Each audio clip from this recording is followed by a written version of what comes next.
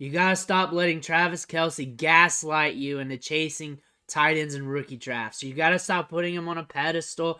You got to stop overvaluing them and lean into the wide receivers and running backs. There's always going to be that one tight end, and there's always going to be that tight end that's overvalued every single year. We had last year, we're going to have it this year, and then the combine happened, and now people are shook. And I'm talking about Michael Mayer because he's been going in the first round in a lot of mock drafts, a lot of actual drafts.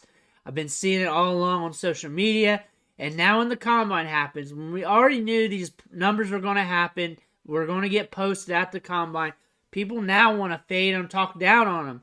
Michael Mayer, measuring at 6'4", 242 pounds, ran a 4.74 on his first run, then a 4.72, and had a 4.7 official 40-yard dash. His 10-yard split, 1.66, pretty bad. His vertical, 32.5 inches. Not horrible, but not good either. But his broad jump, 9 foot, 10 inch. Not one of the best tight ends at all. Probably will still get first round draft capital. Will still be talented on the field. We saw that at Notre Dame. We saw it throughout his career. We saw him be a high-end producer. However, he is a tight end prospect that will take some time to develop. And you're going to want to see where he goes in the draft. Who's his quarterback's going to be? Are they actually even going to throw to the tight end? How long is it going to take for him to develop? How is he going to be used in the receiving game? A lot of questions that need answers right now. And he shouldn't have been put on the pedestal in the first place. You shouldn't be having this combine drop him in the rankings. We knew it was going to be like this. I'm not shocked at all. I saw the wind come out of the sails on Twitter when he was doing his drills, when the numbers were posted. And it shouldn't have been that way. It should have been like, yeah, I knew that was going to happen. That should have been the consensus. But nope. Nope. People are now starting to figure that out. Keep trade cuts not. He's tied in 5 in Dynasty right now. That might have changed throughout the day, but he started off the day tied in 5 overall in Dynasty.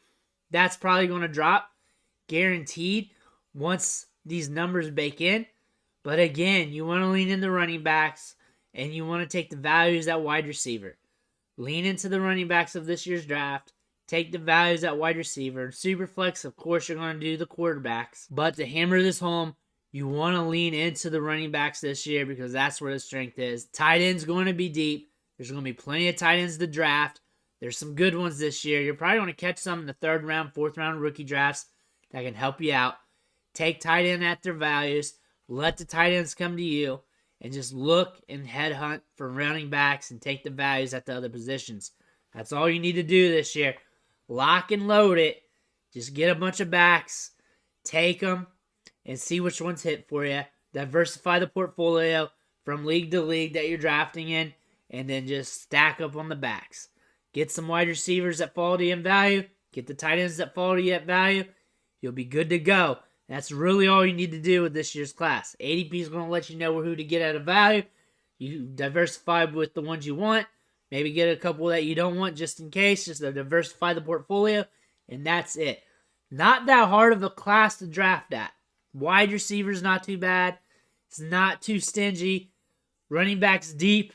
They're going to be hitting situational, maybe off and on throughout the next few years. So you're going to want a few of those. Tight ends pretty deep. It's probably going to be similar where some of them are going to hit off and on and some of them are probably going to fall on their face. Situation is going to be very dependent on that, especially at that rough position for a tight end to develop. That makes sense. This isn't the greatest quarterback class, but they're holding a lot of value because people are dying for quarterbacks, especially in Superflex. Last year's class was horrible, so this year's class got a premium on it. So even though it's not the most talented class, you still got some quarterbacks holding some value, which is something you want to be interested in on the markets, especially in Superflex 2QB. So just look into the class and lean into its strengths, which is running back. Lean into it, draft it hard, diversify, and take the values at the other positions. Easy as pie. Don't be chasing waterfalls. Don't be chasing these tight ends. Don't be chasing them in the first round this year. Don't be doing that. You're only going to hurt yourself. Sure, 1 or 2 could pop off. But guess what? You're just going to diversify them at value. That's all you're going to do. Michael Mayer, you might draft him at value, you may not. You'll just see what happens in your draft. But other than that, you're drafting the running backs. Let me know in the comments below how you're feeling about Michael Mayer, how you're feeling about the draft strategy. Pretty simple this year. Pretty simple to hammer home. But make sure you smash that subscribe button on the way out. Got a lot of Dynasty content for you. Got a lot of rookie draft content for you to help you build your Dynasty teams. I want to thank you for watching. I'll catch you on the next video.